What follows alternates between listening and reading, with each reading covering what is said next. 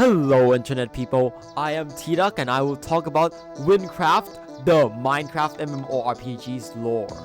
This video will be more serious compared to my Terraria lore video because this game actually has lore and not just a bunch of shit patched together. All information is sourced from the Wynncraft wiki. Referencing can be seen at the bottom left of the screen. If there is none, it means it can be found on the timeline page of the wiki. Also, this video editing may be a little bit worse than my other videos because it's a very long video and I need to put less effort in to actually publish the video. So sorry about that. Let's start off with some clarifications. Alright, so in the glorious world of Wynncraft, there are different provinces, with the two main ones being Wynn and Gavl, which we all know and love. And there will be more which I can talk about later.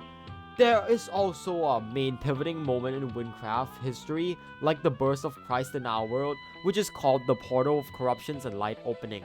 So date will be listed as BP before Portal and AP after Portal. The elves are a race of intelligent species that resides within the Forest of Light in Gavl. They have a strong connection to light and the realm of light, being taught morals and ethic by it. On the other hand, Ohms are another intelligent species that lived in the Silence Expanses, started spreading out into the province of Wynn and started to build structure around the Time Valley. However, at some point a disaster happened due to the Ohms' use of time magic, ripping time apart, causing the Ohms working there to die, which led to the Ohms evacuating the Time Valley. However, one Ohm named Gareth chose to stay out of stubbornness, constructing a pocket dimension called the Time Lost Sanctum. From the province of Furma, the humans began to travel to occupy the province of Wynn, becoming the dominant race in the region. Two meteors of purple and blue crashed into the Galia plains. The crater that is formed in the impact later turned into the Lake Galia. In the Almuj Desert, a massive empire ruled the land, with its emperor possessing a magical scepter that granted him near eternal life. The emperor's 26th son, Hasher, became jealous of his father's power, thus traveling across Wynn to find a greater power, where he learned that his father's power could be held by anyone. Hasher confronted the emperor and killed him. However, the emperor cursed his scepter, creating a sandstorm that buried Almuj in sand. Because of this, Hasher hid the scepter in the Temple of Swords before being sealed away. In 800 BP, the Silence Expanse is discovered by the humans of Wynn. 4 awfully powered crystal shards are also excavated up from the ground. Between the 6th and 5th century BP, Remikas, the first Gavalian king, came to power. And fast forward to 463 BP, Gavl's second monarch, Marika the Admired, died soon after. The Wars of the Cousin began, a war of succession between Emil I, Alhart, and Civilis. A war which came to an end when Civilis' daughter, Raymond, is crowned Queen of Gavl and beheads her opposition. A curious villager scholar conducted research on the purple and blue meteors. He became warped by the meteor's magic, warping into the first of the GOAT species. No, wait, he was warped by the meteor, my bad. In the year of the portal's opening, Elder Prometheus, the head elder of Aldore, receives a vision from Orpheon, the beast of light, with the purpose of maintaining balance of light and dark. The visions was meant to be a warning to discourage him from opening the light portal by cutting down the original guardian of the forest. However, due to being a mere mortal, he wasn't able to fully understand the message, misunderstanding it as an encouragement to contact Orpheon by unearthing the light portal, which he ended up doing, thus opening the light portal. However, due to his actions, Prometheus was blocked from entering the realm of light because his action had a chain effect, which led to the Nether portal in Wynn and the Dern portal that existed in the Silence Expanse to be activated. Furthermore, the miners of Wynn uncovered the portal of corruption and unleashing the enraged undead into the world, sparking the corruption war in Wynn.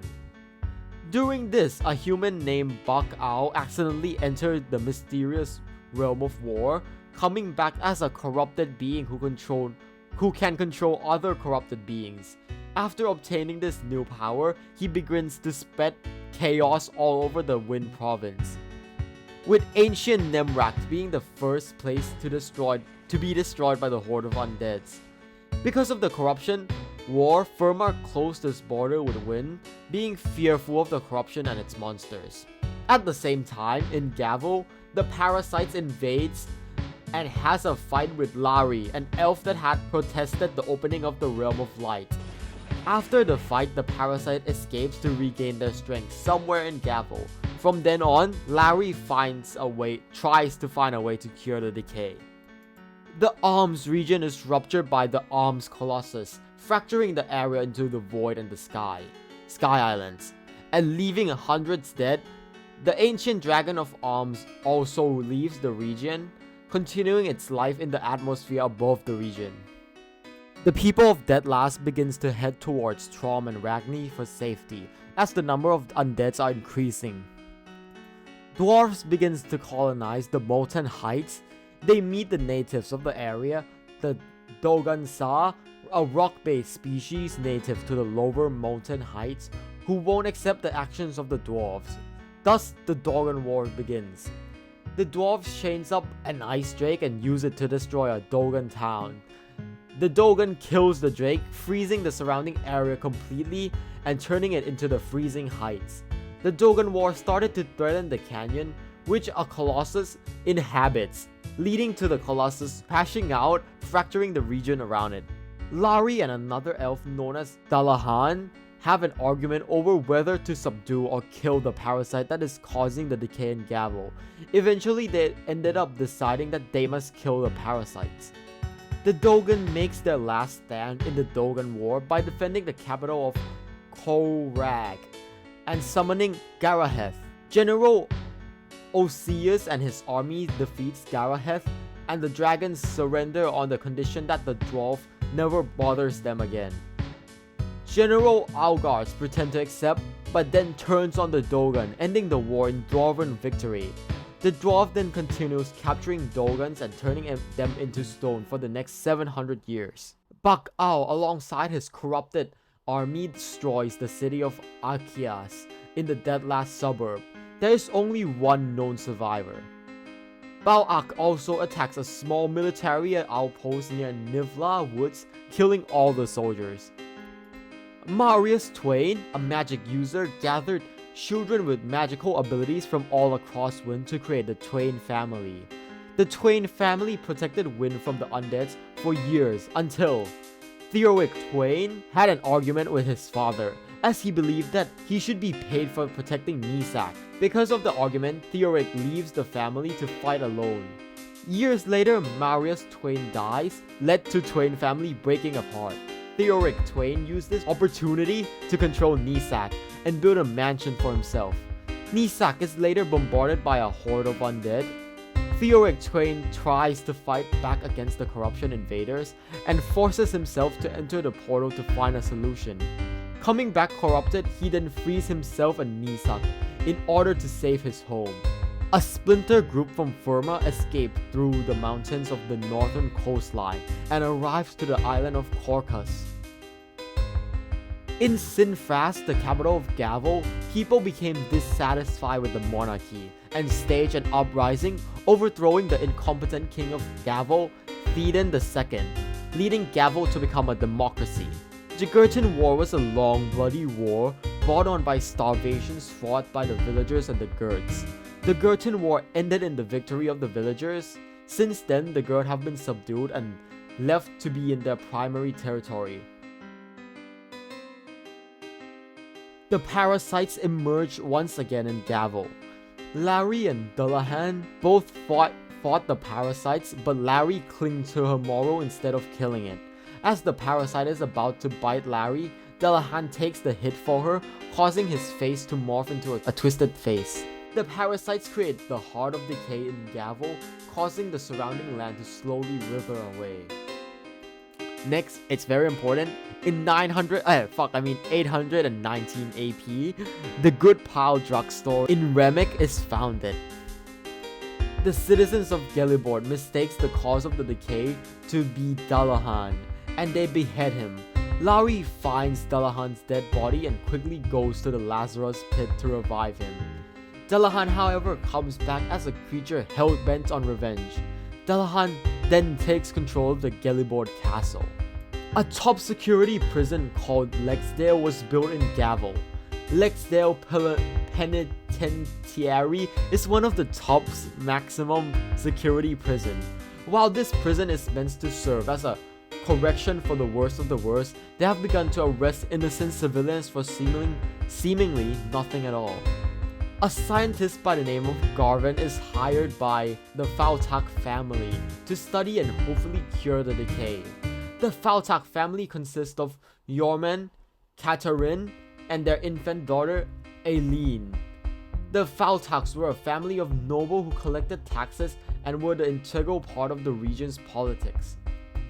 Troms is on its knees, later being saved by the Dark Shaman Salkar, who also becomes the city's protector. A group seeking to bring back the Gavelian royalty breaks into the Faux manor to retrieve Aileen. Katarine tries to stop the group from taking Aileen, but is mortally wounded.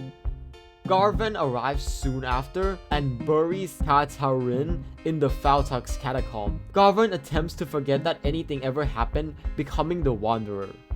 Garvin has stayed away from the original goal of researching the decay and instead is now working with a group to return the Gavelian monarchy. Larry attempts to warn Senior Caritat to not build his mansion atop the start of the decay. Senior Caritat does not follow the order, downplaying the threat of building the Caritat home atop the start of the decay. Horde of undead led by Balkak attacks Ragni, killing many of the residents. The remaining survivors are forced to hide in the Silver, where Bob is born, with his unknown mother, who wasn't originally from Ragni, dying in childbirth. Larry tries to open up the entrance to the Realm of Light with brute force, to no avail.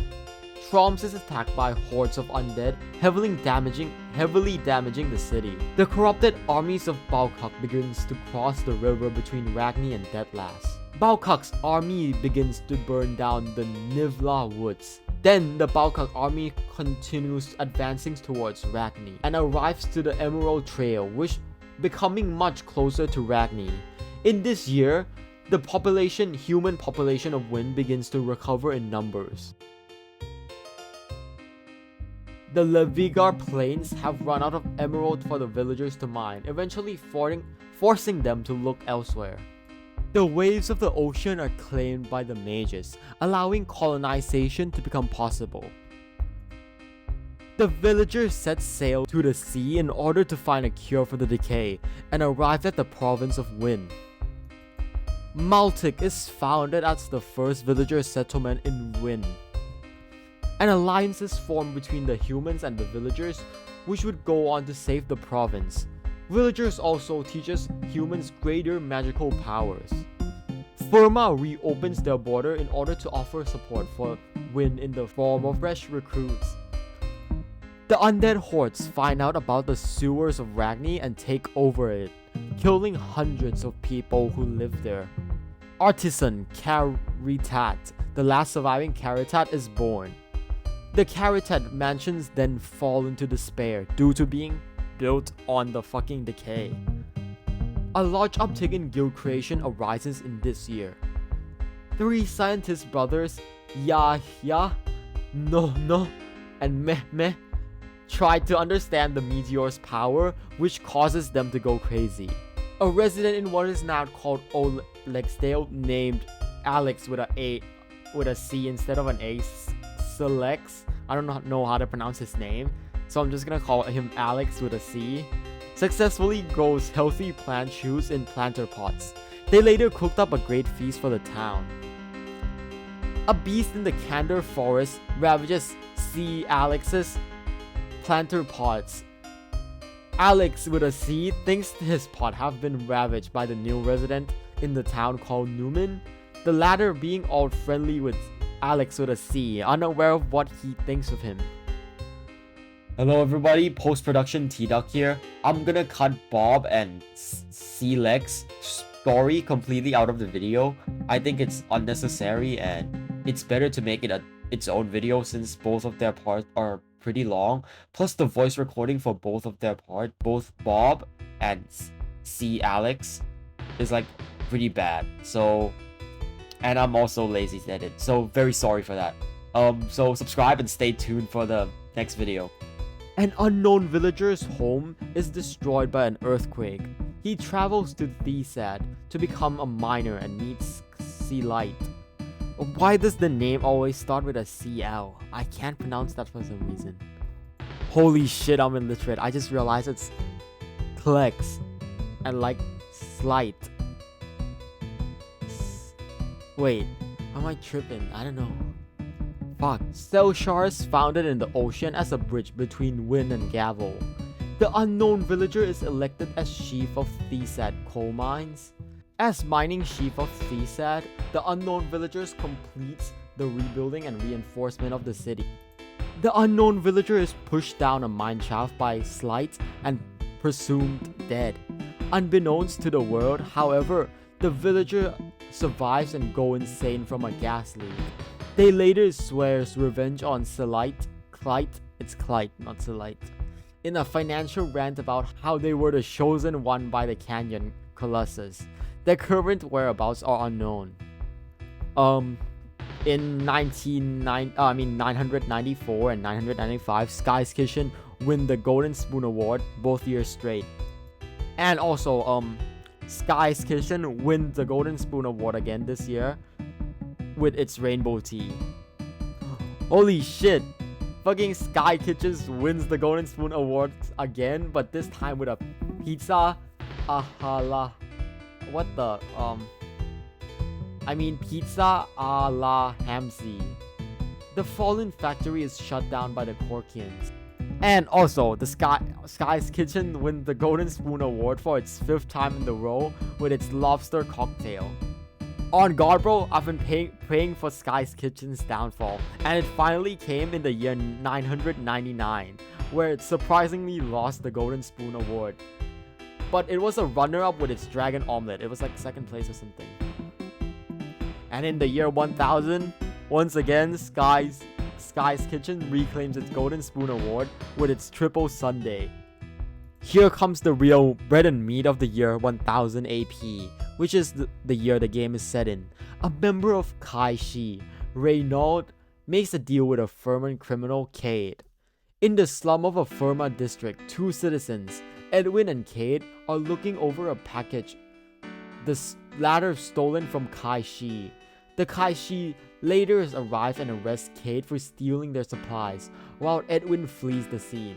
Cade reveals that he worked with a member of the Kai Shi, Reynaud, which leads to the latter being stripped of their rank and sentenced to be deported to Wynn with their memories erased. A Furman criminal was on the run from the royal guard. The criminal ended up in Kazim's home, the latter of which he was the criminal. They are later captured and sent to prison. Kazim is then taken into an inquisition room to erase their memory and is sent to Wynn. Brand new recruits from Furma are coming to Wynn in order to fight against the corruption. Among this recruit is the player, or the Furman criminal mentioned earlier, running from the royal guards. Now, here comes our story, where us as the player proceeds to do several good deeds across the world of Wynncraft. And that should be the end of the video.